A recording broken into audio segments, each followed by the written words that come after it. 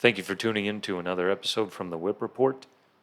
As some of you may know, I have a template published on the website that converts from completed contracts method to percentage of completion. And I was supposed to set up a video tutorial on that reconciliation, but I thought it'd be a good idea to discuss the key differences between the different forms of revenue recognition. So let's get started. On completed contracts, you recognize revenue when the project is substantially complete. That's a gray area there that can be considered anywhere from 95% to 99% in any situation where you don't anticipate on incurring any substantial costs when you're pretty much done with the project.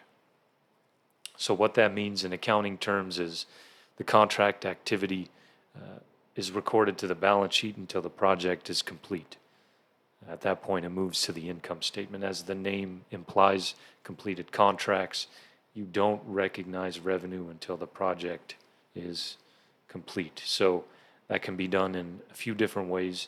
One is to have one balance sheet account with both costs and billings on projects in progress, and the other is to have two separate accounts, one for the costs and one for the billings for the projects in progress. Any of the completed projects the activity will end up on the income statement under contract revenues and contract costs. So that's just a high level overview. We'll go over what that means in greater detail.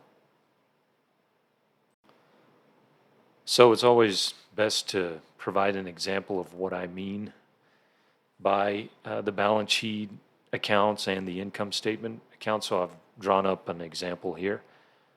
Hypothetical project. We have a progress billing, January 15th, 2023. Here's the first pay app, $20,000. We're going to exclude any discussion on retainage.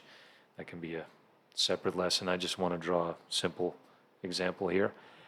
The entry to record that progress billing under completed contracts would be a debit to contract receivable, just like any other time.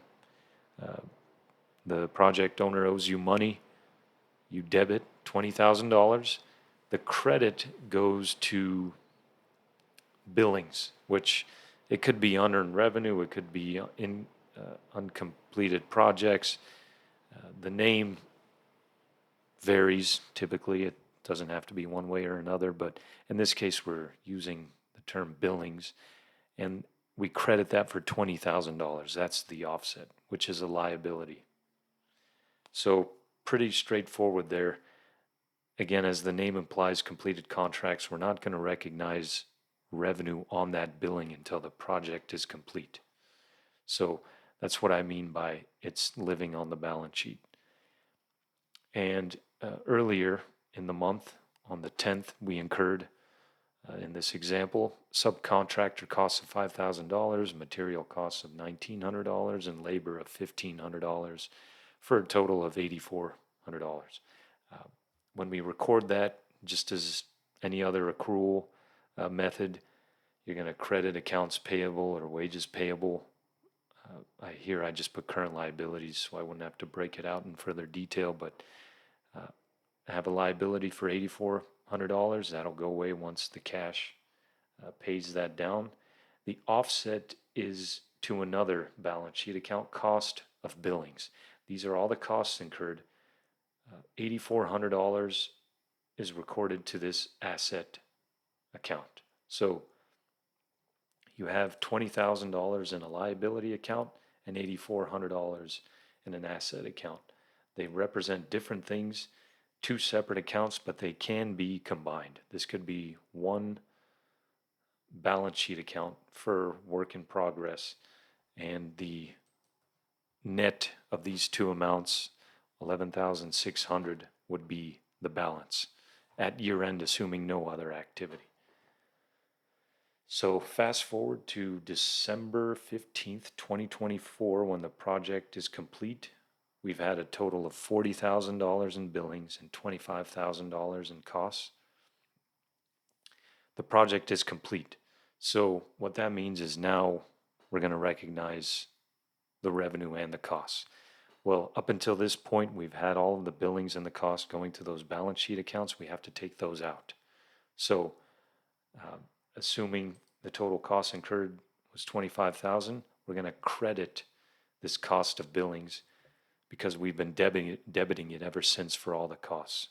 So we credit that $25,000 out of there, which would zero out that asset account. Similarly, for the liability account we have up here for the billings, we're going to zero that out as well, but instead of crediting, we're going to debit, right? To zero out a liability, you got a credit liability, you got to debit that account for $40,000. So that should be zero at year end, and the offset to that would be to an income statement account, revenue, $40,000. And on the costs, the offset to the $25,000 would be recording a cost of $25,000. So, as this chart shows, in 2023, we recognized zero revenue and zero costs. 2024, when the project was complete, we recognized $40,000 in revenue and $25,000 cost. So, you see, that's the basis of completed contracts. Pretty straightforward. Now moving on to percentage of completion, you recognize revenue as costs are incurred on a project. You don't wait until it's complete. As you incur costs as a percentage of total estimated costs, you're entitled to recognize a certain percentage of the total gross profit. So there's a formula in there, which we won't go over in this lesson. You can find it on the website, www.thewhipreport.com. I just want to stick to this simple example here. With that comes an impact to the balance sheet and income statement for the duration of the project. Two separate accounts, two separate balance sheet accounts, one for contract assets, one for contract liabilities. What's included in contract assets typically is underbillings, and your overbillings are included in contract liabilities.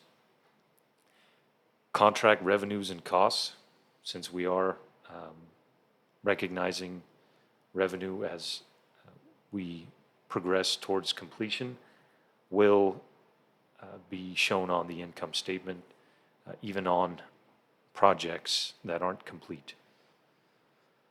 So in our example, which builds off the previous example, we have a pay app, January 15th, 2023 for $20,000.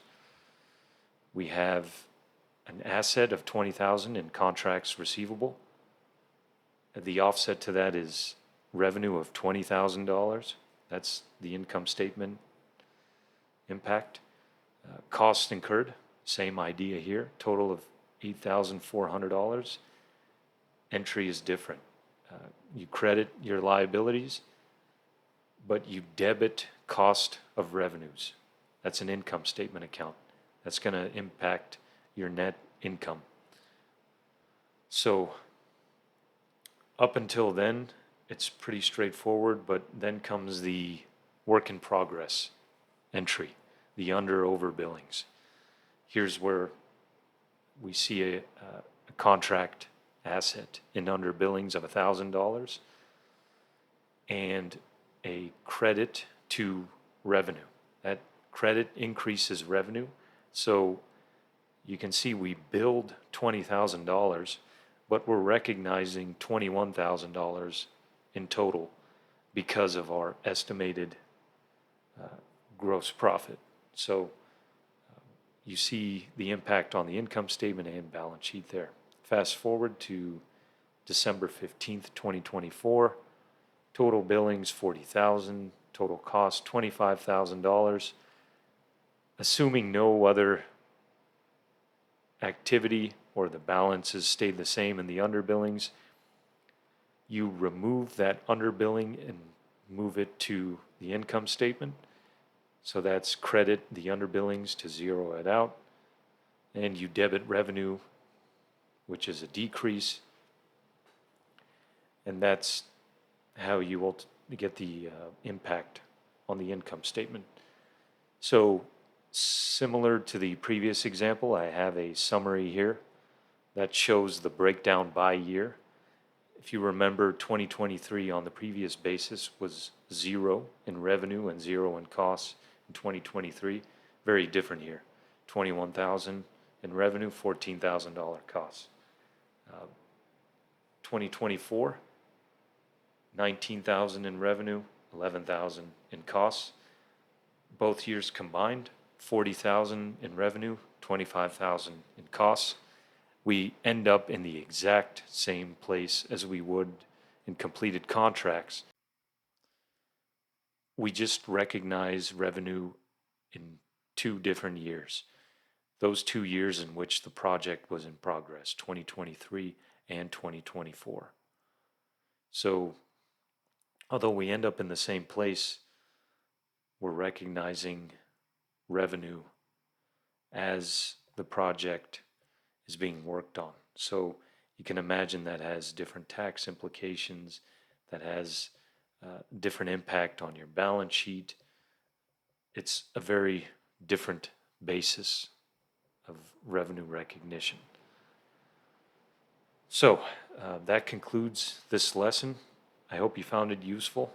If you have any questions, please don't hesitate to reach out. I'm pretty easy to get a hold of. I will be working on that reconciliation lesson here soon. So thanks for tuning in, and see you soon.